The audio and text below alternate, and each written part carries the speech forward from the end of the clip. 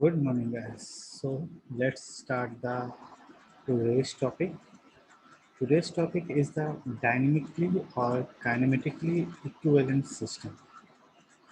That means this is that it is more convenient to represent some rigid body by its dynamically equivalent system because it simplifies the analysis of mechanism considerably.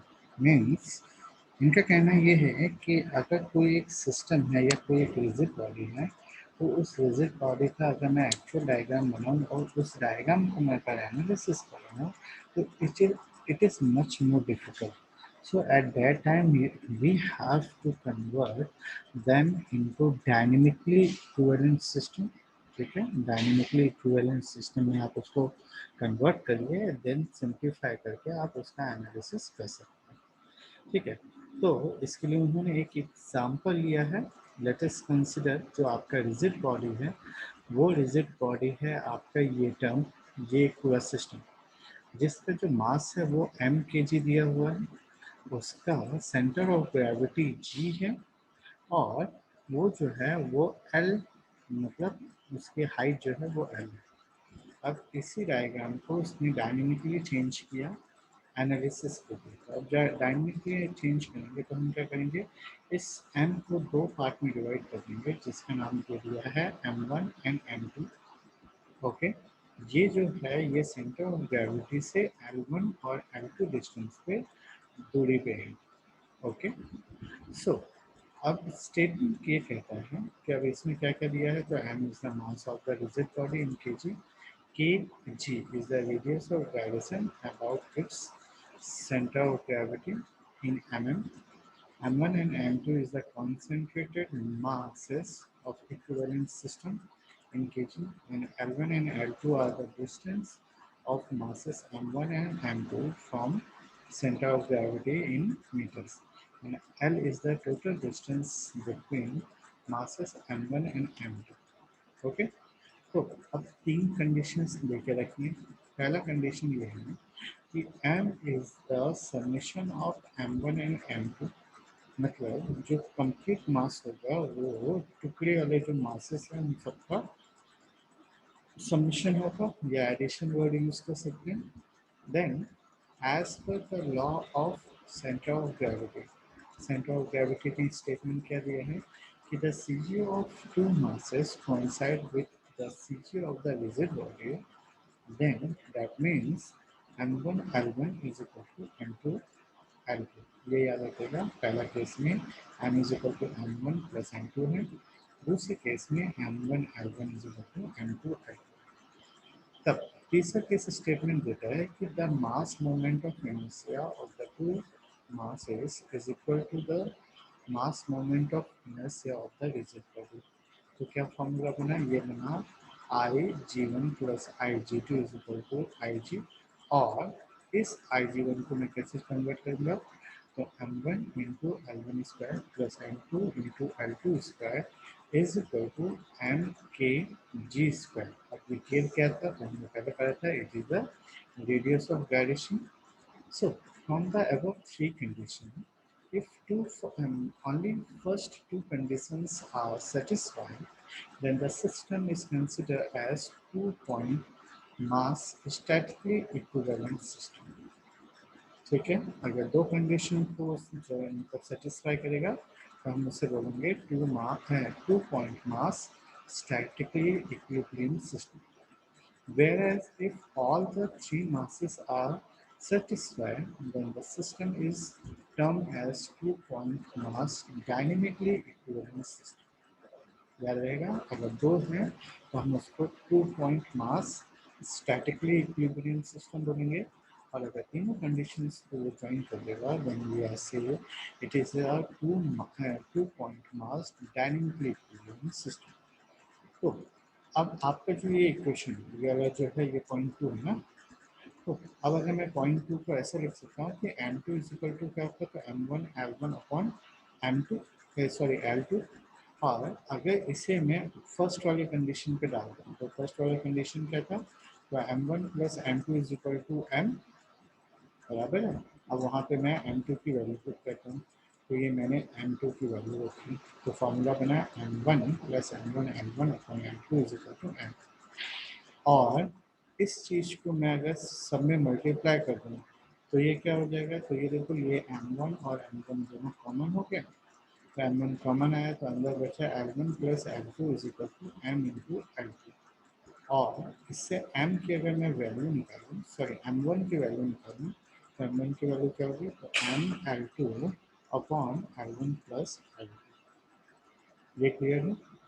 चलो similarly अगर इसी तरीके से अगर मेरे को M2 की value निकालनी है, देखो आपने पहले तो M2 की वैल्यू निकाली थी but in terms of M1 निकाली थी, लेकिन अब मुझे इन टर्म्स ऑफ M निकालनी है, तो M निकालनी है तो एज इट इज सिमिलर रहेगा, जैसे M1 था यहाँ पे M1 है तो यहाँ पे L2 हो गया, तो इसी तरीके से अगर यहाँ पे मैं M2 लूँगा तो ये वैल्यू क्या हो जाएगी, L1 हो जाएगी।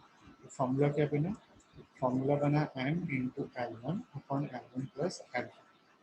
अब substitute this value M1 and M2 in condition 3। अब जब कंडीशन आपका तीसरा है वहाँ पे आपको पुट करना है, तो पुट करने के बाद क्या हुआ, तो ये term plus this one plus M2 की value into this term is equal to M के स्क्वायर।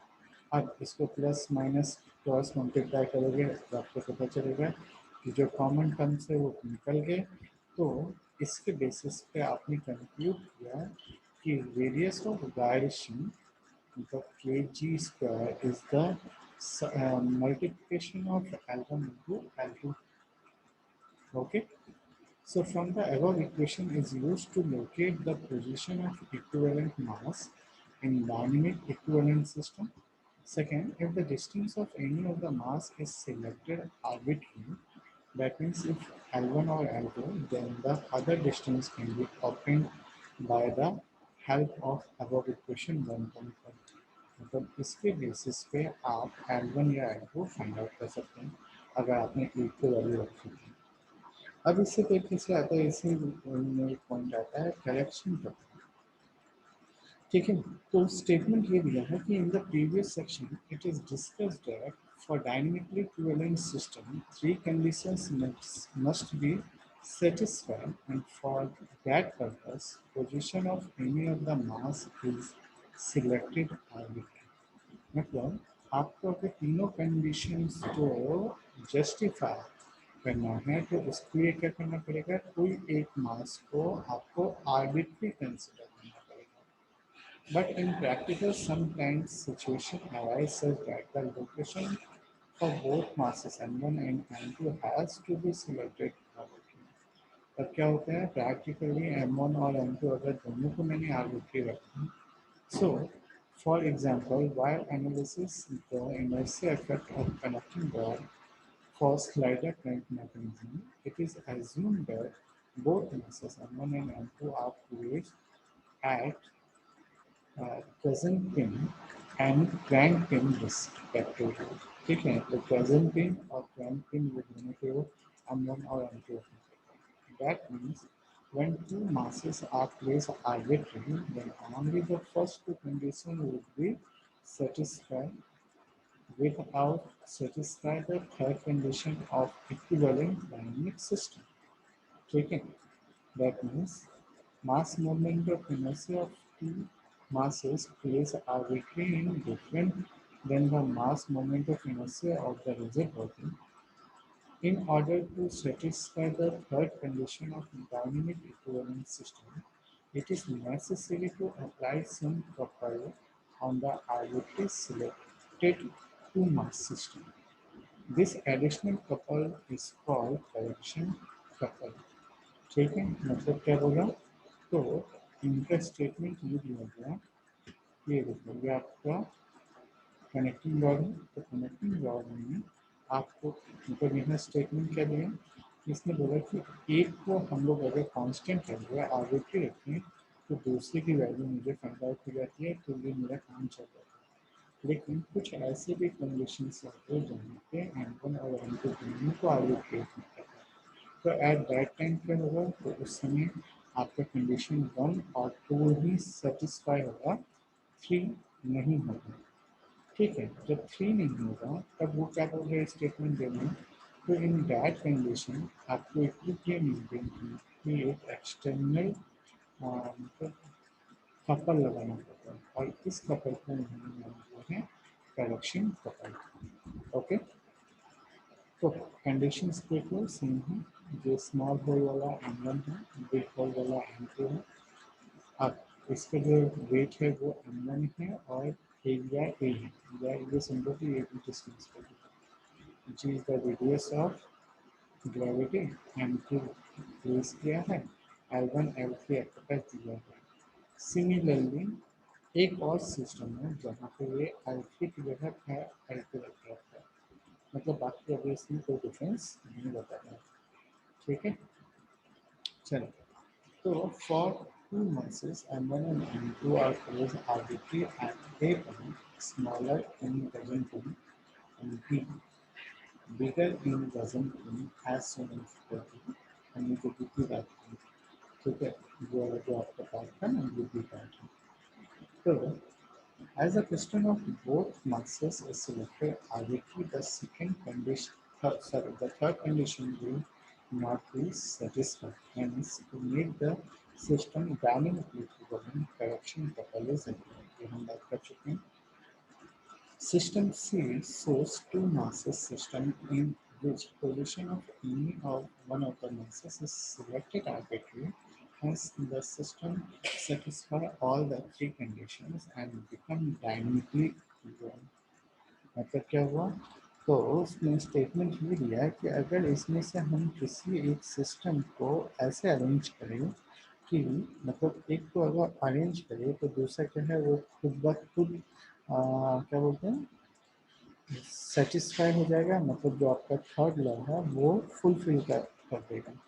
तो इसके लिए उन्होंने इसका एक डेरिवेशन पार्ट निकाल के रखा है। L1 is the mass distance of mass M1 from CG. L2 is the distance of mass M2 from the CG when placed at D point. L3 distance of mass M2 from CG when placed at D point. And Ig is the mass moment of inertia of dynamic equivalent system in kg into meter square, and Ig1 is the mass moment of inertia of non-dynamically equivalent system in kg meter square. Similarly, kg are the radius of gyration for the equivalent system and non-equivalent system.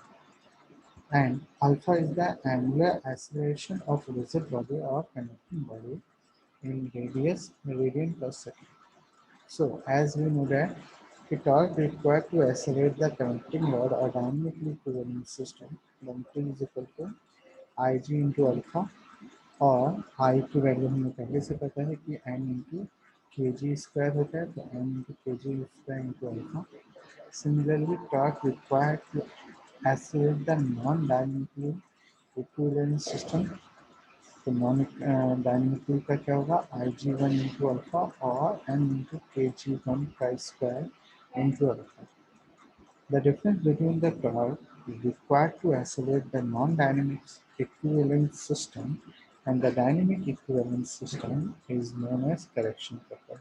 और यहाँ पे आपको ये correction couple लगाना पड़ेगा जिसे हम T C से डिनोट करेंगे।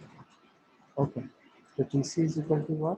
तो टी वन माइनस टी और एम के जी one square into alpha is equal minus M into के जी स्क्वायर इंटू अल्फा। और से ये देखो दोनों में मास और अल्फा कॉमन, तो एम इंटू अल्फा कॉमन निकाल दूँ तो अंदर बचा है के जी वन स्क्वायर माइनस के जी स्क्वायर, और से कि k ji square is equal to l one upon l two, ये आपने लास्ट टाइम देखा ही था। और k g g one square is equal to L1 into L3. That means correction fact correction couple is equal to m into alpha L1 L3 minus L1 L2. So what we have to get it in correction factor? The correction factor is the multiplication of mass of the rigid body, the angular acceleration, length from the mass m1, and the difference between the L3 minus L2. It is important to note that correction couple is applied when the masses are placed arbitrarily to make the system dynamically fluid. Secondly, Bayes says that the direction of correction factor may be same or reverse of the angular acceleration of the connecting rod or rigid body. Okay, today we are just finishing our lecture. Tomorrow we are discussing about the analysis of IC engine. Okay.